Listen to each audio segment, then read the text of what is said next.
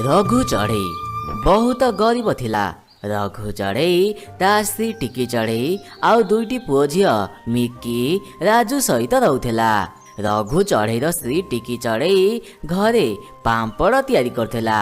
आउ रघु चढ़ई सेई पाम्पड़ को नहीं जंगल रे बिक्री करी आसुथिला।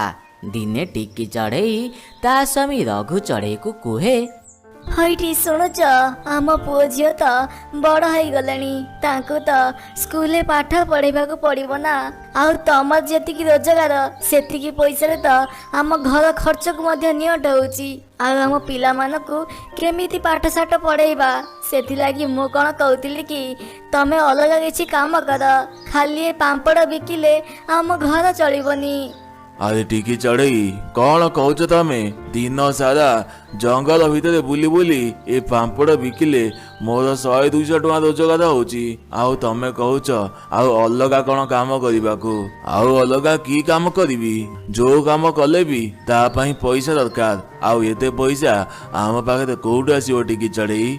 आउ गोटिए दिन टिकी चढ़ई ता रोसई घरे पाम्पड़ तैयारी करथिबा समय रे ता झियो मिकी कुहे, मामा मो ପାଇଁ ଗୋଟେ ଛୋଟିଆ ପାମ୍ପଡ଼ ତିଆରି କରୁନା। ମୁଁ ତ ଛୋଟ ଛୁଆଟେ, ମୁଁ ଗୋଟେ ଛୋଟିଆ ପାମ୍ପଡ଼ଟେ ଖାଇବି। ପ୍ଲିଜ ମା ମୋ ପାଇଁ ଗୋଟେ ଛୋଟିଆ ପାମ୍ପଡ଼ ତିଆରି କର। ହଉ ହଉ ମିକି ତୁ ଜିद କରନି, ମୁଁ ତୋ ପାଇଁ ଚୁଇଁ ଚୁଇଁ ପାମ୍ପଡ଼ ତିଆରି କରିଦଉଛି। झीर कथा शुणी टिकी चढ़ई मिकी लागी दुईटी छोट छोट पाम्पड़ छाणिला। टिकी चढ़ई से छोट छोट पाम्पड़ छाणु छाणु से पाम्पड़ दुईटी गुपचुप रकम फुली गला।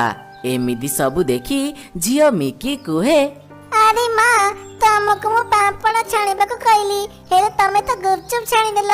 बहुत बढ़िया माँ, बहुत दिन हबा मु गुपचुप खाई नहीं। दिया माँ मु गुपचुप खाइबी। टिकी चढ़ई एमिति सबु देखी टिकी चढ़ईर मुंडरे गोटे बुद्धि पशिला।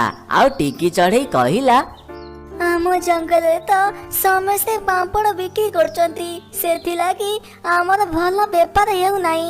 किंतु आम जंगल रे गुपचुप केही भी बिक्री करनाती। जदि आमे गुपचुप तैयारी करी जंगल रे बिक्री करिबु ताहाले आमर भल लाभ हबो। टिकी चढ़ई एमिति सब भाभी संगे संगे ता स्वामी रघु चढ़ई पाखक गला। हईटी कुआडे गल? दांत पछे घसी